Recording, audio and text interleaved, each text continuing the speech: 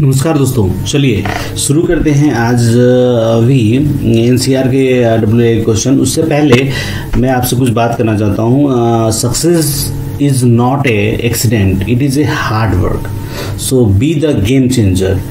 तो चलिए इस शुभ विचार के साथ शुरू करते हैं और चलते हैं हम अपने क्वेश्चन पे।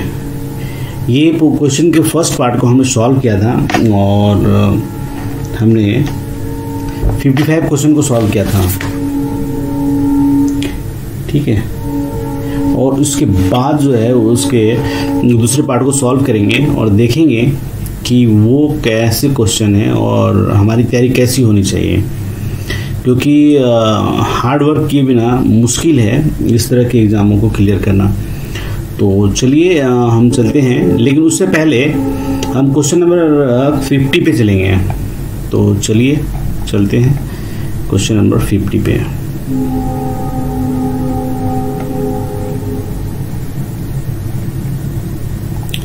क्वेश्चन नंबर 50 जो है, ये क्वेश्चन को हमने आपके लिए जो इस वीडियो को देख रहे थे उनके लिए हमने छोड़ रखा था, ठीक है। तो बहुत सारे लोगों ने जवाब दिया है और इसका जो सही आंसर जो होगा, लेवल 5 तक के कर्मचारी को एक बार में अधिकतम सीआर स्वीकृत किए जा सकते हैं। Maximum dash CR at a time can be sanction at a level 5 employ, क्योंकि लेवल 5 के बाद लेवल 6 में जो होते हैं वो सुपरवाइजर कैटेगरी के आते हैं और उनको सीआर नहीं मिलता है। तो ये पॉइंट नोट करने वाला है और उनको 3 सीआर एक साथ दिए जा सकते हैं। जिन्होंने 3 सीआर दिया है, 3 सीआर के बारे में जिक्र किया है, उन सबको बधाई। और जिन्होंने 2 दिन के सीआर के बारे में जिक्र किया है उनको अपने आंसर को करेक्ट करने की मौका मिलता है। तो बहुत सारे लोगों ने जवाब दिया है, जिसमें रामानुज पांडे हैं, 3 दिन के दिए हैं, आर्यन हैं, इसके अलावा और भी बहुत सारे लोग होंगे। तो जिन्होंने दिया है उनके लिए काफ़ी अच्छा है, ठीक है। रामफल जी ने एक क्वेश्चन नंबर 36 के बारे में डिस्कशन किया है। 36 पे क्या है? हाँ, 36 पे है कि अचल संपत्ति खरीदने के लिए रेल सेवा आचरण नियम के अंतर्गत प्रशासन से मंजूरी लेना जरूरी है। तो उन्होंने जिक्र किया है और उन्होंने व्हाट्सएप भी किया है, जिनका उनके लिए धन्यवाद देते हैं। फिलहाल इस क्वेश्चन को होल्ड पे रखते हैं और मेरे हिसाब से जो आंसर है वो 18(1) पे ही रखते हैं।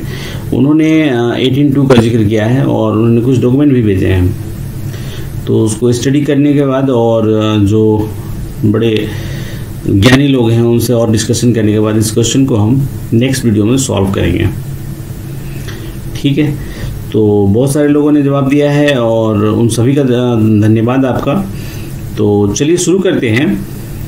अजय कुमार निराला जी ने भी जो है उन्होंने भी 3 सीआर के बारे में जिक्र किया था और बहुत सारे लोगों ने, और जिन्होंने धन्यवाद मुझे दिया है उनको भी धन्यवाद मेरा, क्योंकि वो देख रहे हैं। कुछ लोगों ने एल से रोस्टर के बारे में जिक्र किया है, तो समय मिलते ही इस पे ज़रूर वीडियो बनाने का प्रयास किया जाएगा, ठीक है।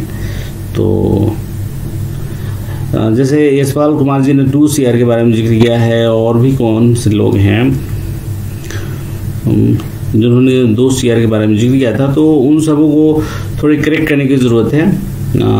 आमिर खान ने भी किया था, तो विनोद जी ने भी किया है, तो विक्की कुमार ने भी 3 सीआर के बारे में जिक्र किया है। तो चलिए देखते हैं। पीहू दास ने बोला है कि ये वीडियो क्लीन नहीं है, तो उनके लिए मैं कहना चाहूँगा कि वीडियो पे जो क्वालिटी होती है उसको HD पे कर लें या ऑटो पे कर लें, तो वीडियो क्लीन आपको दिखेगी। या हाई रेजोल्यूशन पे करेंगे तो इसका जवाब मैंने कमेंट बॉक्स में दे दिया है, तो आई होप कि ये होंगे। और कृपया आप लोग PDF के बारे में नहीं बात करें, क्योंकि ये मेरे पास जो अवेलेबल है वो एक करके मैं सब लोगों को देता रहूँगा, तो मेरे पास टाइम नहीं बचेगा कि मैं आपके लिए कुछ अच्छे नॉलेजेबल वीडियो बना सकूँ। तो चलिए क्वेश्चन नंबर हम चलते हैं 56 पे और सॉल्व करते हैं, ठीक है। 56 से हम सॉल्व करेंगे और देखेंगे कि ये क्वेश्चन कैसे हैं। तो चलिए क्वेश्चन नंबर 56 को पढ़ते हैं। द 7 CPC में न्यूनतम पारिवारिक पेंशन क्या है? तो ये डायरेक्ट क्वेश्चन है, क्वेश्चन का आंसर सी होगा 9,000 रुपीज। ठीक है, इसमें 3 बातें आपको याद रखनी है। 9,000 प्लस डीआर होता है, डीआर में रिलीफ होता है, ठीक है, जो महंगाई सहायता होता है वो होता है इसके अंदर। और ये जो पेंशन है 9,000 मिनिमम है और 1,25,000 मतलब 1,25,000 प्लस डीआर जो है वो अधिकतम होगा। और अधिकतम परिवार पेंशन जो है वो सब 75,000 प्लस डीआर होगा। तो ये 3 बातें आपको याद रखनी है ताकि इस तरह के कोई क्वेश्चन आते हैं तो आपको इसमें कोई भी परेशानी नहीं होनी चाहिए। क्वेश्चन नंबर 57 को देखते हैं।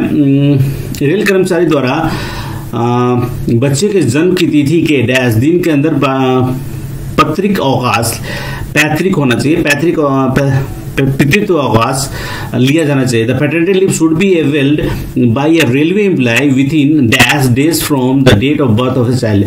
तो 180 डेज के अंदर ले लेना चाहिए, 6 महीने के अंदर ले लेना चाहिए, अदरवाइज ये लैप्स हो जाता है। ठीक है, और आपको पता ही है कि 15 दिन मिलता है। क्वेश्चन नंबर 58 है, the present prescribe benchmark in record of service for suitability for promotion to the post of level 6 in pay matrix is. पे मैट्रिक्स के पे लेवल 6 पर पदोन्नति की पात्रता के लिए वर्तमान में रिकॉर्ड ऑफ सर्विस के लिए बेंचमार्क निर्धारित है। ऑप्शन ए 6, बी 7, सी 8 और डी 9, यानी कि 6, 7, 8, 9। तो ये क्वेश्चन हम आपके लिए छोड़ना चाहते हैं कि आंसर बता दिया जाए।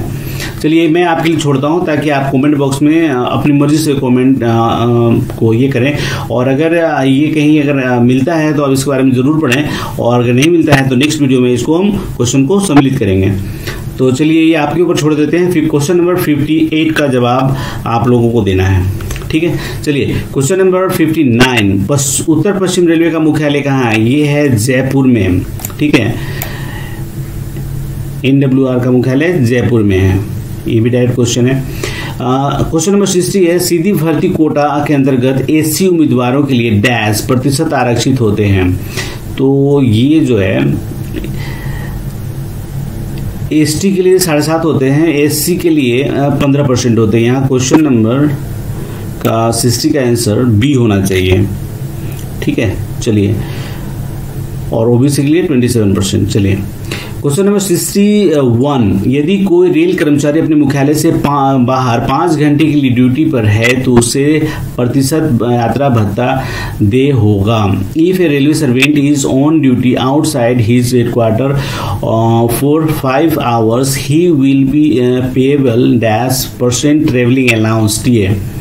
Option A 100% of TA rate, TA की दर का 100%, बी है 30% ऑफ TA रेट, TA दर का 30%, सी है 70% ऑफ रेट TA दर का 70%, और इनमें से कोई नहीं, नन ऑफ दीज।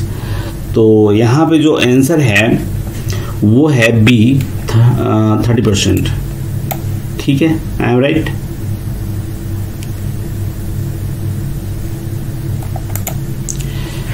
तो इसके अंदर ये रूल्स ये कहता है IRAC मतलब Indian railway establishment code volume 2 के अनुसार जो है कि यदि कोई मुख्यालय से अनुपस्थिति लगातार 6 घंटे से अधिक न हो तो 30% मिलते हैं, यानी कि 5 घंटे के बारे में बोला तो उस हिसाब से 30% हो गए। ठीक है, यदि मुख्यालय से अनुपस्थिति लगातार 12 घंटे से अधिक न हो, यानी कि 6 घंटे से अधिक लेकिन 12 घंटे से भी अधिक न हो, तो ये 70% हो जाएगा। और यदि मुख्यालय से अनुपस्थिति लगातार 12 घंटे से अधिक हो तो 100% TA मिलेगा। ठीक है, ये Indian railway establishment code volume 2 में रूल नंबर 1614 से लेके 1620 के दौरान इसका जिक्र किया गया है। तो ये पॉइंट नोट करने जैसा है आपको। ठीक है, तो चलिए क्वेश्चन नंबर 62 पे हम चलते हैं। रनिंग कर्मचारियों को परिवहन भत्ते की गणना में वेतन और व्यय के कितने प्रतिशत को जोड़ा जाना है? What percentage of the salary component to be added in the calculation of transportation allowance to running employee? A 20%, B 30%, C 33% and D is 55%। तो उनको जो रनिंग या पे एलिमेंट मिलता है वो 30% का होता है। ठीक है, तो अगर आपको कोई कन्फ्यूजन हो तो अलग बात है, पर उनको जो 30% जो मिलता है किसी भी अगर आप रेलवे में काम करते हैं तो आपको पता ही होगा कि रनिंग जो कैटेगरी के है, जैसे कि ड्राइवर या लोको पायलट जो हैं उनको 30% पे एलिमेंट मिलता है। तो वही यहाँ पे टीए में भी उनका वो बेसिक में जोड़ा जाता है। मान लीजिए, चलिए इसका कभी और डिस्कशन करते हैं, तब मैं आपको खुल के और ज़्यादा अच्छी तरह से कैलकुलेशन करके मैं बताऊँगा आपको कि उनका पे एलिमेंट कैसे और कैसे इस्तेमाल किया जाता है। तो थोड़ा सा ऐसा मैं बताता हूँ कि अगर किसी की मतलब पेमेंट जो है अगर 30,000 रुपये है तो उसका 30% जोड़ेंगे तो 9,000 और रुपये आ जाएंगे। तो उनका जो मतलब परिवहन भत्ता और ये जो और भी पे एलिमेंट में सब चीज़ें होती है तो वो 39,000 के बेसिक पे पे सब चीज़ कैलकुलेट होंगे। चाहे वो उनके डीए हो जो 17% है वो 30,000 के बजाय 39,000 यानी कि 39,000 पे कैलकुलेट होता है। तो वो उस टाइप के क्वेश्चन है जो आपको समझना चाहिए, या फिर आप डायरेक्ट भी इसको क्वेश्चन को अगर रट लेते हैं तभी भी आपका काम चल जाएगा। चलिए क्वेश्चन नंबर 63 पे चलते हैं। वर्तमान में साइकिल अनुरक्षण भत्ते की दर रुकी दर से दे है। At present the rate cycle maintenance allowance is payable eight rupees. ठीक है, तो यहाँ पे जो सही आंसर है वो है आपका सी 180 रुपीज। ठीक है, ये इसके लिए आप देख सकते हैं 93/2017 का आरबी नंबर है। ठीक है, 93/17 ये आरबी नंबर आप देख सकते हैं।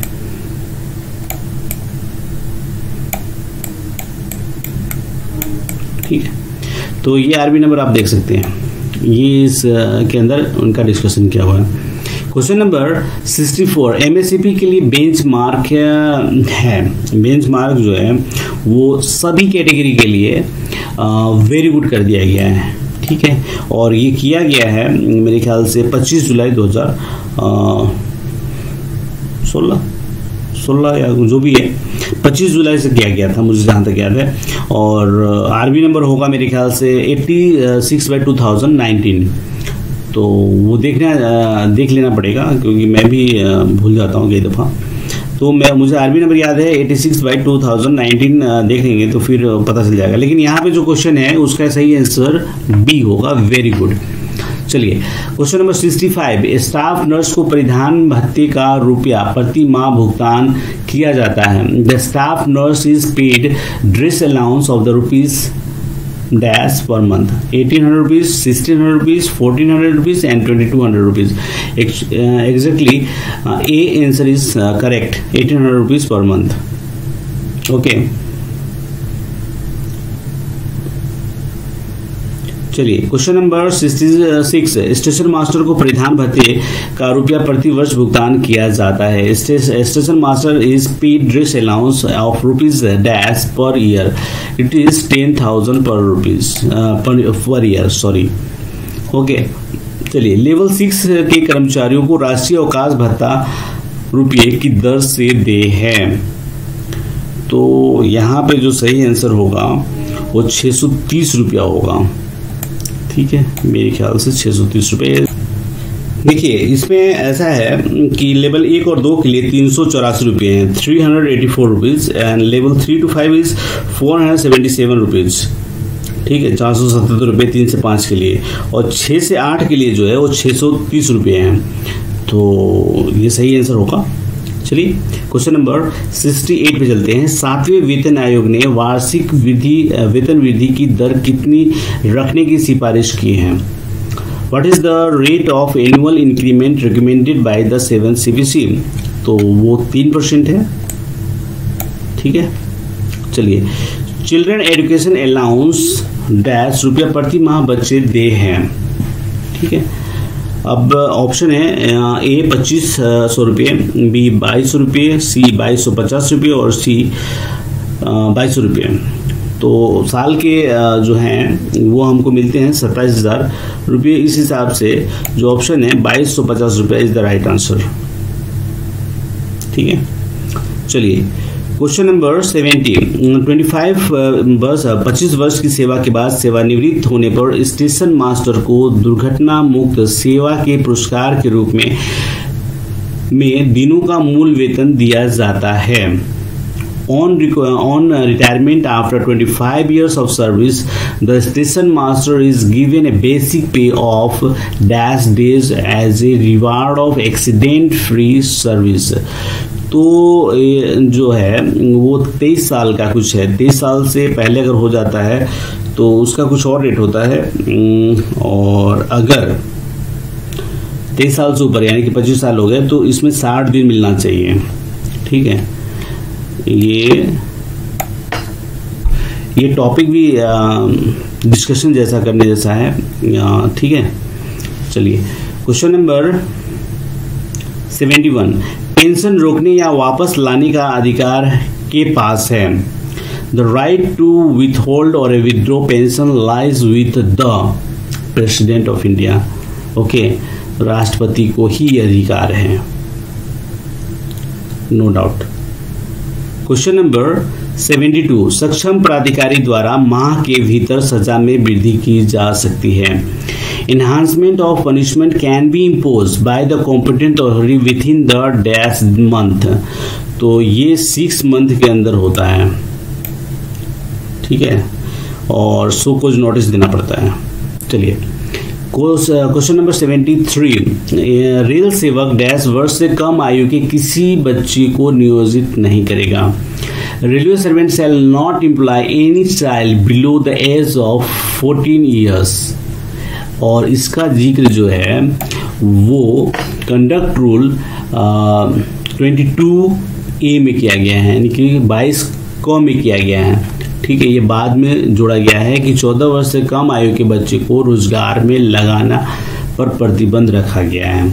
तो कोई भी रेलवे कर्मचारी ऐसा नियोजित नहीं करेगा, एम्प्लॉय को रिक्रूट नहीं करेगा कि भाई चलो काम करवाते हैं। ठीक है, चलिए क्वेश्चन नंबर 74,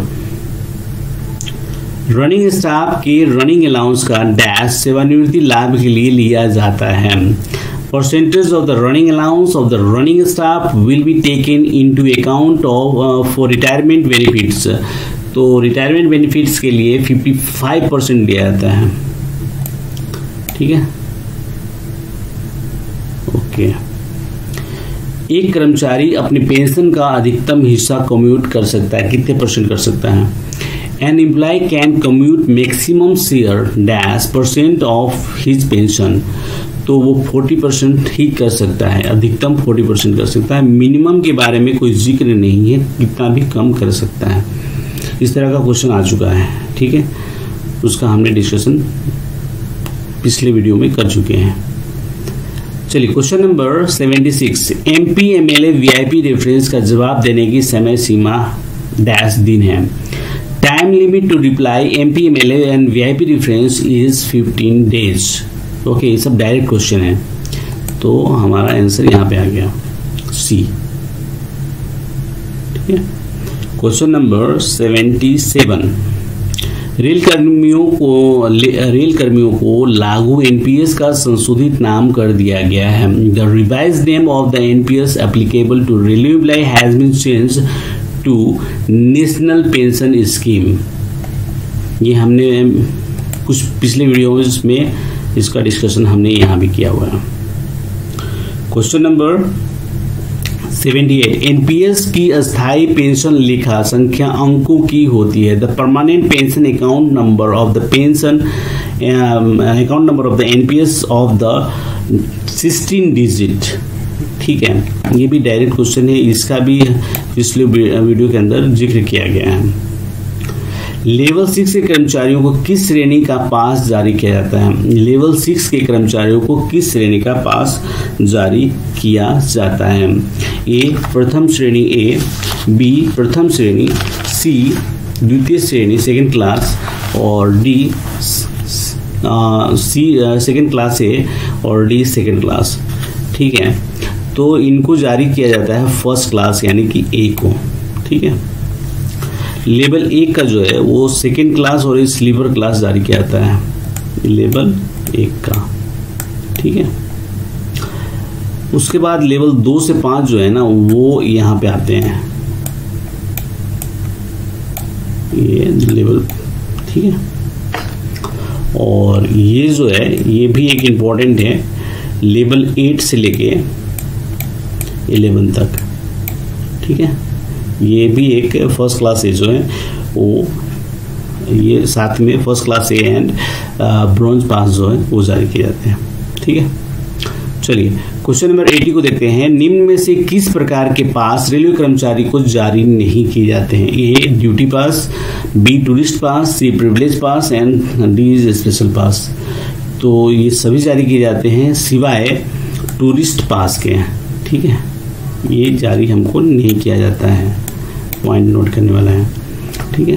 प्रिविलेज पास भी मिलते हैं, ड्यूटी पास भी मिलते हैं, सभी लोग एलिजिबल हैं। स्पेशल पास भी दिए जाते हैं अगर मेडिकल ग्राउंड हो या कुछ स्पेशल, जैसे कोई मीटिंग में जाना हो या फिर मतलब यूनियन की मीटिंग हो या फिर जिस बैंक का हो, उनका कुछ ये है क्राइटेरिया है जिसके बारे में अगर उस तरह के कोई क्वेश्चन आते हैं तो हम डिस्कशन करेंगे, ठीक है।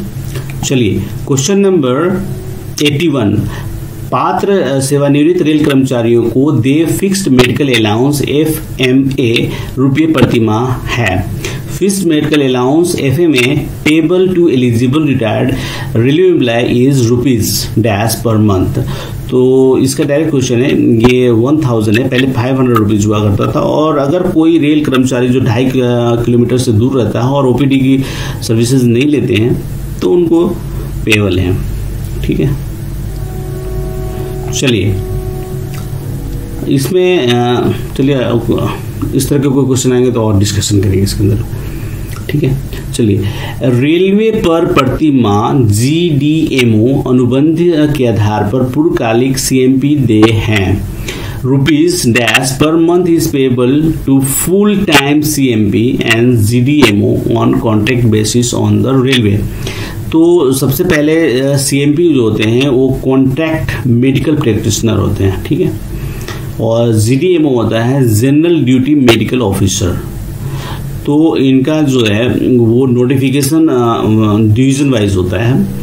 और अगर आपने कभी नोटिफिकेशन देखा होगा तो उसके अंदर टर्म एंड कंडीशन होते हैं, एज भी होते हैं और इसके साथ उनको कितने रुपए दिए जाएंगे जिसके बारे में बताया गया है तो वो जिक्र होता है। तो ये है 75,000, ठीक है। तो अपने आसपास की चीज़ों को होता हुआ देखें आप और उस पर फोकस करें तो आपको ये इस तरह के क्वेश्चन को सॉल्व करने में सहायता मिलेगी।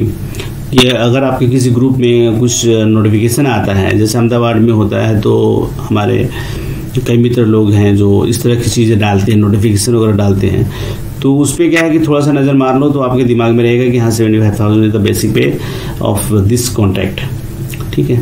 तो इस तरह चीज़ें इजी वे में नहीं आप सॉल्व कर सकते क्योंकि अगर आपने आसपास की चीज़ों पे फोकस नहीं किया हुआ है तो। चलिए क्वेश्चन नंबर 83, क्योंकि ये कहीं लिखा हुआ आप किसी बुक पे नहीं मिलेगा। एक चीज़ और मैं आपसे कहना चाहता हूँ कि लोग मुझसे बुक पूछते हैं, मैं उनसे आपसे ये कहता हूँ कि आप सिलेबस पे फोकस करो।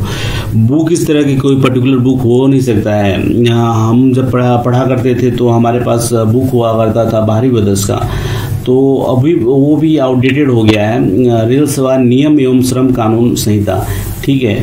तो अगर कभी मुझे मौका मिलता है तो इस बुक का भी हम रिव्यू करेंगे और देखेंगे कि ये कहाँ पे फिट बैठती है और कहाँ पे इनके बैक ड्रॉर हैं, ठीक है। और मुझे वहाँ पे कहाँ पे उसके अंदर अपने आप को अपडेट करने की और कैसे अपडेट करने की ज़रूरत है। तो मैं आपसे एडवाइस करूंगा कि एक बात और कि जितने भी RBO नंबर मैं बताता हूँ वो तो इम्पोर्टेंट है ही, इसके अलावा जो रेलवे बोर्ड की साइट है वहाँ पे RB नंबर्स वगैरह देख सकते हैं जो 2016, 17 के 18, 19, 20 और 21, ये 4-5 जो ईयर मैं बता रहा हूँ वो देखने जैसा है और उसमें बहुत सारे इंपॉर्टेंट चीज़ें हैं जिनसे जो क्वेश्चन सेटर हैं वहाँ से वो मटेरियल लेते हैं।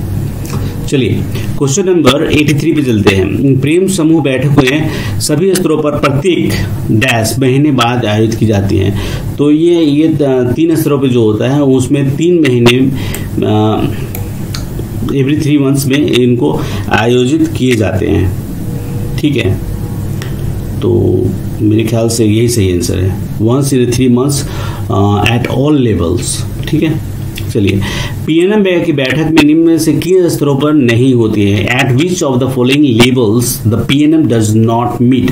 ए रेल मंत्री स्तर पर, बी मंडल स्तर पर, सी मुख्यालय स्तर पर और डी रेलवे बोर्ड स्तर पर।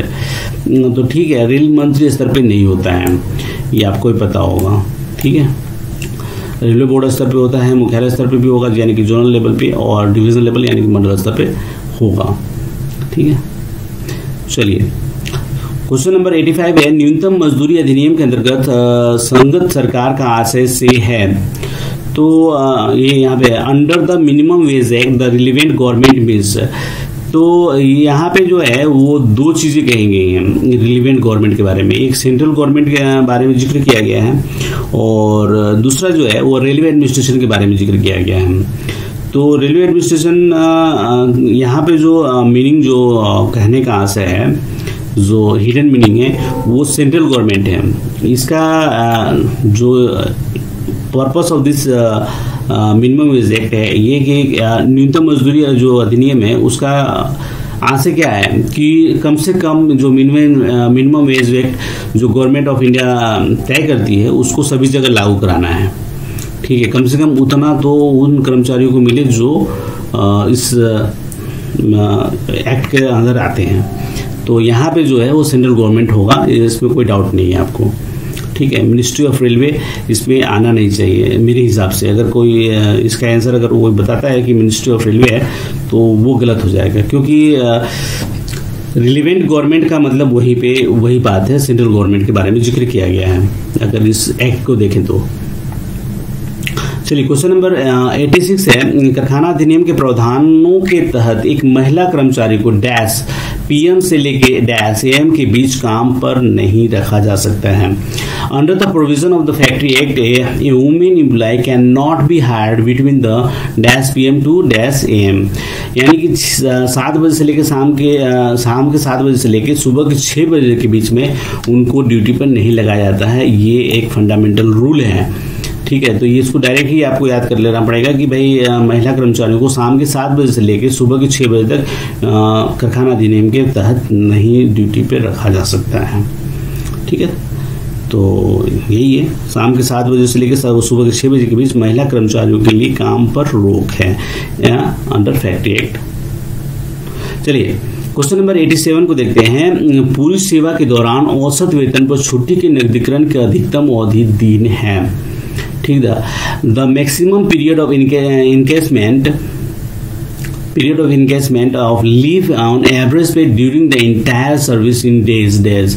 तो ये 60 डेज है, 6 टाइम मिलता है, 10 डेज पर इनकेसमेंट है। ठीक है, तो ये एक इम्पोर्टेंट सवाल है। क्वेश्चन नंबर 88 है, सेवानिवृत्ति पर औसत वेतन अवकाश के नकदीकरण की अधिकतम सीमा है। तो ये 300 दिन है। ठीक है,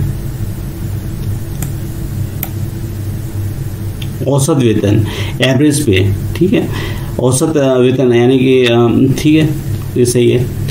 चलिए आगे कोई और क्वेश्चन है तो उसको देखेंगे। दूसरे बच्चे के लिए पीड़ित अवकाश की अवधि दिन होगी। For the second child the period of paternity leave will be dash days. ये कॉमन सेंस की बात है और ये कॉमन सेंस के टेस्ट के लिए ही आपको ये किया गया है कि पैटर्निटी लीव जो है वो 15 डेज ही है। ठीक है, और 6 मंथ के अंदर उनको 180 दिन के अंदर ले लेना चाहिए।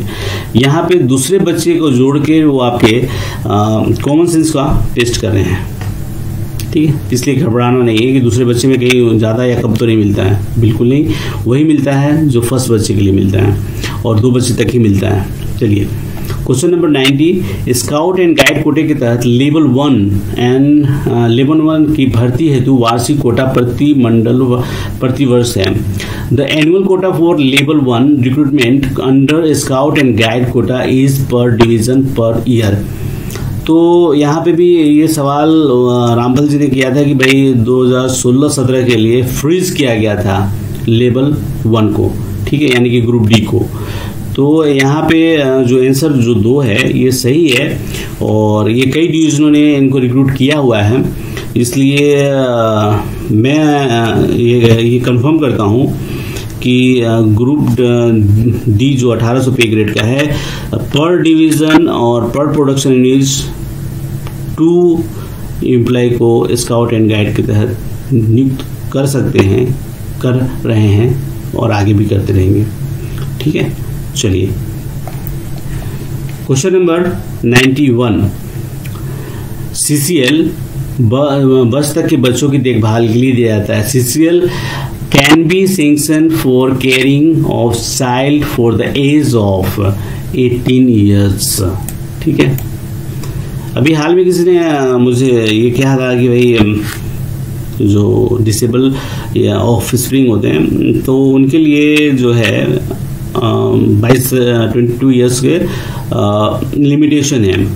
तो मैं उनको ये कहूँगा कि RB number 162/2018 and RB number 18/2019, मैं फिर से रिपीट करता हूँ, RB number 162/2018 and RB number 18/2019, ये 2 आरबी को पढ़ें और इस तरह के सवालों से आप अपने आप को सुरक्षित रख सकते हैं और अपने कॉन्फिडेंस को बढ़ा सकते हैं।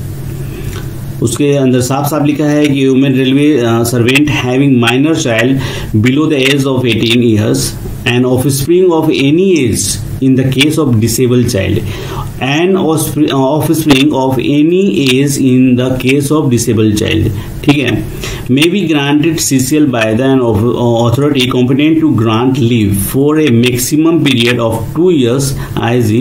730 days during the entire service for taking care of up to 2 child, whether for reading or to look after of any their needs and their examination, sickness etc. तो ये पॉइंट इंपॉर्टेंट है, लोग confuse होते हैं, तो मैं इसलिए वहाँ पे बता दिया कि जो डिसेबल चाइल्ड हैं उनके लिए किसी भी एज का और ऐसे जो चाइल्ड हैं उनके लिए 18 साल का।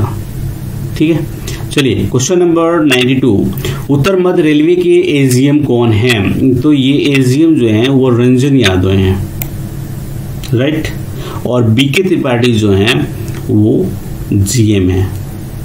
चलिए क्वेश्चन नंबर 93 पे आ गए हम, कितने अर्ध वेतन औसत अवकाश इकट्ठा हो सकते हैं?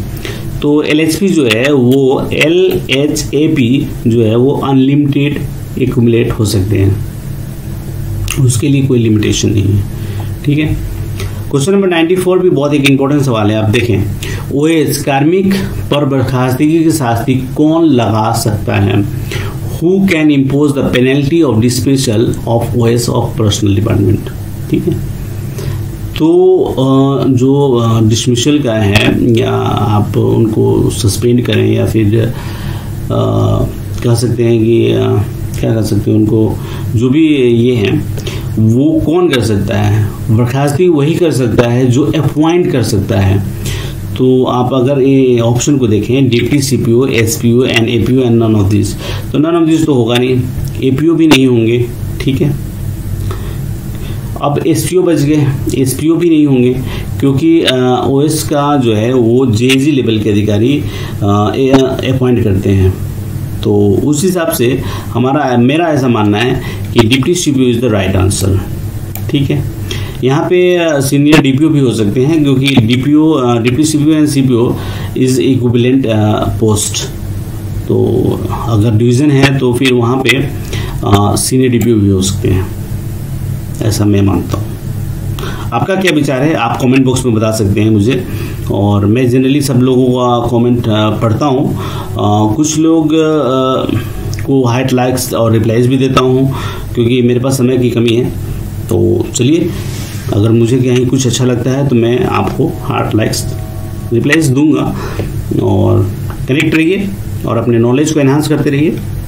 चलिए क्वेश्चन नंबर 95, दिनांक से आरटीआई पूरी तरह से लागू हुआ। ठीक है, तो ये 12 अक्टूबर 2005 से पूरी तरह से लागू हुआ। Date from which RTI comes fully into in force. ठीक है, तो 12 अक्टूबर 2005 से ही लागू हुआ। देखिए एक और क्वेश्चन जो है वो कॉमन सेंस का है। ठीक है, पुरस्कार एवं दंड से संबंधित एंट्री डैश में की जाती है। ठीक है, regarding award and punishment, the entry should be made in A. personal file, B. service book, C. vigilance file, and none of these. ठीक है, तो यहाँ पे सेवा पुस्तिका में ही किया जाता है। अगर आपको अवार्ड मिलता है या पनिशमेंट मिलता है तो दोनों का जिक्र सर्विस बुक में होनी चाहिए, सर्विस रिकॉर्ड में होनी चाहिए। क्वेश्चन नंबर 97, विभागीय चयन में पैनल की करेंसी होती है।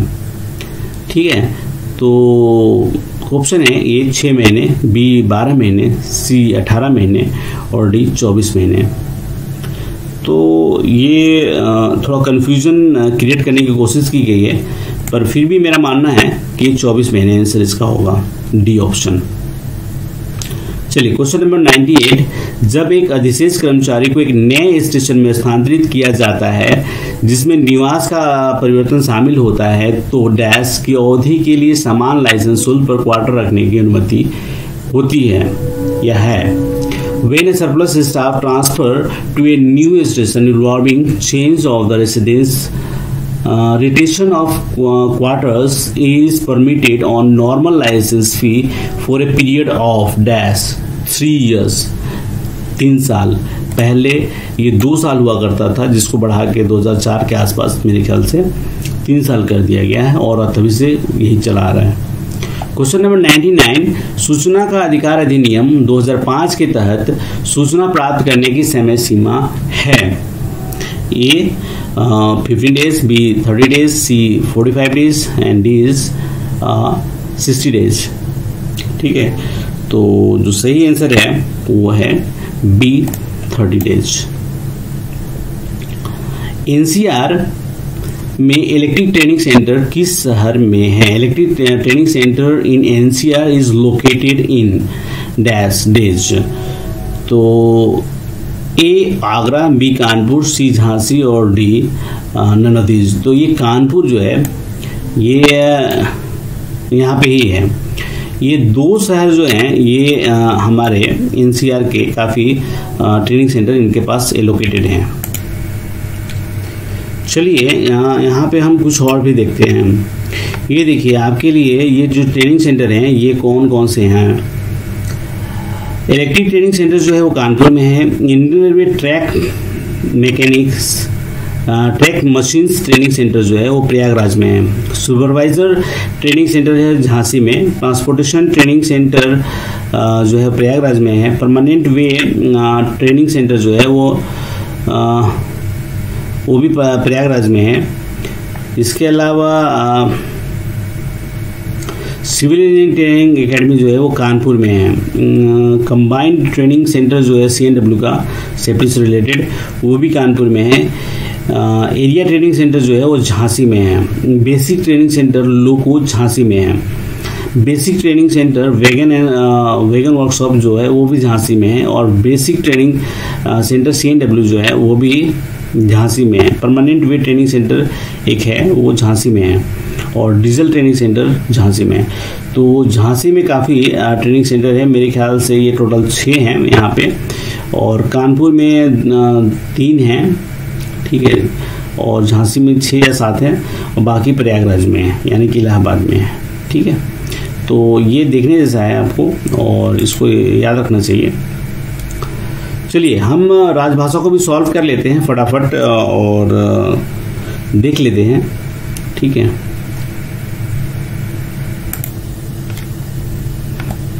क्वेश्चन नंबर 101 है राजभाषा अधिनियम किस वर्ष से लागू है? तो ऑप्शन ए 1963, बी 1965, सी 1956 और डी 1950। तो ये दोनों तो नहीं होंगे। Is that clear? चलिए ऑप्शन ए है 1963। तो ये 10 मई 1963 को बना था, ठीक है, और 26 जनवरी 1965 से लागू है। तो ये यहाँ पे सही आंसर हो गया। 102 है संसदीय राजभाषा समिति में लोकसभा के कितने सदस्य होते हैं? तो लोकसभा के 20 सदस्य होते हैं, राज्यसभा के 10 सदस्य होते हैं और टोटल जो होते हैं वो 30 होते हैं। क्वेश्चन नंबर 103 डैश को हिंदी को भारत की राजभाषा स्वीकार किया गया? 14 सितंबर 1949 को स्वीकार किया गया। ठीक है, 14 सितंबर 1949 को स्वीकार किया गया। क्वेश्चन नंबर 104, राजभाषा नियम 1976 का विचार डैश राज्य के सिवाय संपूर्ण भारत पर है। तो 1976 का जो विस्तार है वो तमिलनाडु को छोड़कर सभी पे है। ठीक है, राजभाषा नियम के अंतर्गत अंडमान एवं निकोबार किस क्षेत्र में आते हैं? तो ये कच्छ क्षेत्र में आते हैं। क्वेश्चन नंबर 106, राजभाषा अधिनियम 1963 की धारा 3(3) में निर्दिष्ट सभी दस्तावेजों के लिए भाषा का प्रयोग किया जाएगा। ए हिंदी भाषा का, बी अंग्रेजी भाषा का, सी क्षेत्रीय भाषा का और डी है हिंदी और अंग्रेजी दोनों का। तो यहाँ पे डी होगा हिंदी और अंग्रेजी का। और वो दस्तावेज कौन से होंगे? जनरल ऑर्डर्स यानी कि समान आदेश, अधिसूचनाएं यानी कि नोटिफिकेशन, सी जो मतलब सी बोल रहा हूँ, नेक्स्ट जो है वो है नोटिस सूचनाएं, 4 है प्रेस कॉम्युनिक्स एंड प्रेस नोट्स यानी कि प्रेस विज्ञप्तियां और प्रेस नोट, संविदा यानी कि कॉन्ट्रैक्ट्स, करार यानी कि agreements, licence, permits, tender and form and notice, resolutions, rules, official document and papers laid before the parliament, संसद में प्रस्तुत सरकारी प्रलेख या कागजात। ठीक है, संसद में प्रस्तुत सरकारी, प्रशासनिक और अन्य report, official document, other reports lead before the parliament, प्रशासनिक अन्य रिपोर्ट, संसद में प्रस्तुत की रिपोर्ट के अलावा एडमिनिस्ट्रेटिव और other reports other than lead before the parliament. ये सभी दस्तावेज जो हैं वो हिंदी और अंग्रेजी में होंगे और इस पे जो अधिकारी है वो साइन करने से पहले उन दस्तावेजों को बाइलिंगुअल यानी कि हिंदी और अंग्रेजी में द्विभाषी में है कि नहीं इसकी जांच करेगा और इसकी जिम्मेदारी भी लेगा। ठीक है, चलिए क्वेश्चन नंबर 107 है, केंद्रीय हिंदी समिति के अध्यक्ष भारत का होते हैं। तो केंद्रीय हिंदी समिति के अध्यक्ष जो हैं वो पीएम होते हैं, प्रधानमंत्री होते हैं। ठीक है, चलिए क्वेश्चन नंबर 108 है, तकनीकी रेल विषयों पर हिंदी में मौलिक पुस्तक लेखन हेतु कौन सा पुरस्कार योजना लागू है? ए लाल बहादुर शास्त्री पुरस्कार, बी मैथिली शरण गुप्त पुरस्कार, सी प्रेमचंद पुरस्कार, डी कमलापति त्रिपाठी पुरस्कार।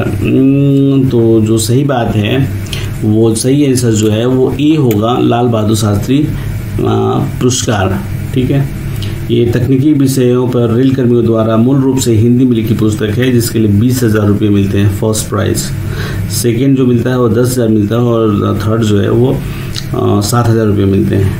ठीक है, तो ये हो गया। मैथिली शरण गुप्त पुरस्कार जो है वो रेलवे कर्मियों की साहित्यिक प्रतिभा को बढ़ाने के लिए किया जाता है। ठीक है, और प्रेमचंद वाला जो है वो कहानी, उपन्यास, कथा, नाटक और गद्य लेखन के लिए दिया जाता है, वो भी 20,000 रुपये के। मतलब ये जो लाल बहादुर शास्त्री, मैथिली शरण गुप्त और प्रेमचंद अवार्ड जो हैं वो तीनों 20, 10 और 7,000 के हैं। ठीक है, कमलापति त्रिपाठी जो है वो भी मेरे ख्याल से 10,000 रुपये भी मिलता है और एक ही गोल्ड मेडल ही मिलते हैं मेरे ख्याल से। चलिए आप बताइए कमेंट बॉक्स में आपको क्या पता है कमलापति त्रिपाठी पुरस्कार के बारे में। ठीक है, क्वेश्चन नंबर 109 है, रेल यात्रा वृत्तांत पुरस्कार योजना के अंतर्गत प्रथम पुरस्कार के रूप में कितनी राशि प्रदान की जाती है? तो ये जो है वो 10,000 रुपये की राशि प्रदान की जाती है।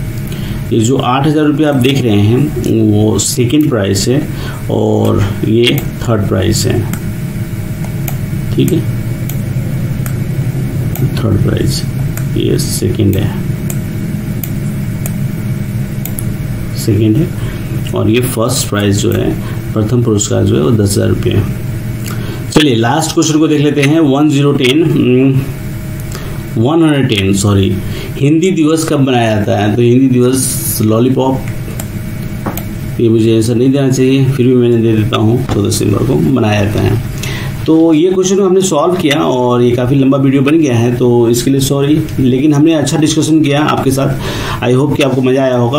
अगर आपको पसंद आया है तो thank you so much for watching. और इस क्वेश्चन पेपर को हमारे साथ शेयर किया था जो शशि कुमार जी हैं इलाहाबाद के, उन्होंने हमारे साथ इस क्वेश्चन पेपर को शेयर किया था, तो हम उनको धन्यवाद देते हैं, क्योंकि इस तरह का क्वेश्चन पेपर शेयर करने से हमारे बीच ज्ञान का वृद्धि होता है। और इस तरह के लेटेस्ट पेपर अगर कहीं से मिलते हैं तो आप भी शेयर कर सकते हैं और अपना नाम और जिस जगह काम करते हैं या आप बताना चाहें तो बता सकते हैं, या जिस जोन में हैं वहाँ बता सकते हैं, आपकी मर्जी।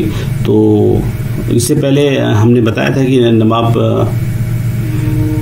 नवाब साहब, क्या नाम था, एक सेकेंड, ये थे नवाब आलम जी थे, और उन्होंने दिया था, और शशि कुमार जी ने दिया है। ये दोनों आरआरबी में काम करते हैं, तो हम उनका धन्यवाद देते हैं और इसी तरह हमारे साथ बने रहें। और thank you so much for watching. चलिए नेक्स्ट वीडियो मिलते हैं, जो शायद WLI का ही पेपर हो और साउथ ईस्ट सेंट्रल रेलवे से शायद प्राप्त होगा, तो हम उसको सॉल्व करेंगे, देखेंगे नेक्स्ट वीडियो में। तो चलिए, थैंक यू।